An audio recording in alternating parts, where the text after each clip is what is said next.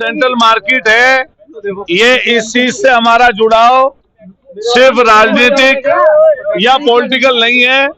मैं यहीं पर, मेरा बराबर में घर है, मुश्किल से आधा किलोमीटर की दूरी पर। यहाँ के लोगों से मेरा आत्मीय लगाव है, मैं यहीं का रहने वाला हूँ।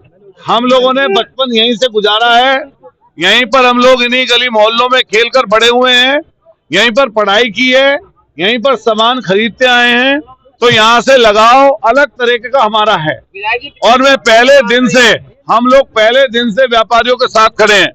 समाजवादी पार्टी की गवर्नमेंट थी, 2014 में हाई कोर्ट के आदेश के बावजूद जब टूटने के लिए बुलडोजर आया तो माननीय अखिलेश यादव जी ने मार्केट को टूटने से रुकवाया था। और उसके बाद अब 10 साल 12 साल निकलने के बाद भी भारतीय जनता पार्टी की डबल इंजन की सरकार होते हुए भी, और जब वो नियम कानून लगातार लाते रहते हैं अपने फेवर में, ऐसे में पूरे सेंट्रल मार्केट की समस्या अकेले सिर्फ उत्तर प्रदेश सेंट्रल मार्केट की नहीं है, ये पूरे देश की समस्या है।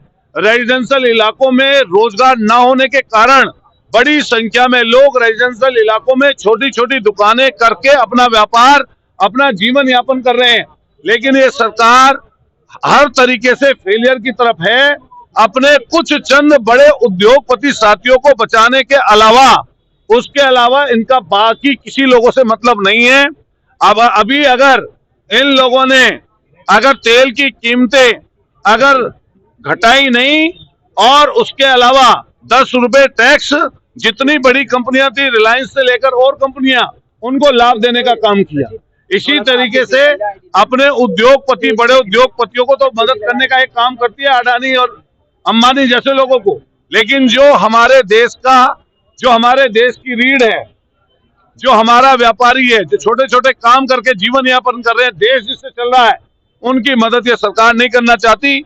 इसी में जो सेंट्रल मार्केट है, इस सेंट्रल मार्केट में हम लोगों ने सदन में ये बात पहले भी उठाई थी, अभी पिछले सदन में भी हमने ये बात उठाई, और सदन में उठाने के बाद में भी इन्होंने मदद करने का काम कुछ नहीं किया। सदन में बाकायदा सरकार की तरफ से कहा गया कि कंपाउंडिंग कराकर, सेटबैक छुड़वाकर हम व्यापारियों को मदद करेंगे। 70 करोड़ रुपया हमारे सेंट्रल मार्केट के लोगों को जमा करा लिया, यहाँ के लोगों से, व्यापारियों से। लेकिन आज उनकी भी जो छोटी छोटी दुकानें तोड़ने का, उनको सील करने का काम ये सरकार के लोग कर रहे हैं। हम स्पष्ट मांग करते हैं कि सरकार कानून लाकर सरकार इन व्यापारी भाइयों की मदद करे, और जैसे ही 2027 में माननीय अखिलेश यादव जी की सरकार बनेगी, माननीय अखिलेश यादव जी मुख्यमंत्री बनेंगे, उनके ब्याह पे मैं कहना चाहता हूं, उन्होंने व्यापारी भाइयों से कहा भी था कि कुछ भी रास्ता निकालकर यहाँ के व्यापारी भाइयों को मदद करने का काम हम लोग करेंगे। व्यापारियों ने बहुत मोटा अमाउंट जमा किया, उसके बावजूद भी सीलिंग की कार्रवाई, लड्डू बांटे गए। ये पहले दिन से मैं कह रहा हूँ, लड्डू बांट रहे थे, शटर उठवा रहे थे, खुद यहाँ पे सांसद जी यहाँ पे मौके पर थे, यहाँ के और नेता मौके पर थे, लेकिन वो सिर्फ छलावा था, धोखा था। मैंने पूर्व में भी ये बात आके कही थी कि इनके हाथ में नहीं है ये चीज। सरकार नियम बनाए और नियम बनाकर यहाँ पर मार्केट के व्यापारियों की मदद करे तो मदद हो सकती है, नहीं तो मदद नहीं हो पाएगी। मैं आज फिर कह के जा रहा हूँ, अगर सरकार चाहे तो आज भी इनकी मदद सरकार कर सकती है, नियम बनाकर, कानून लाकर। अभी 16, 17 और 18 को स्पेशल सेशन बुलाया जा रहा है संसद का।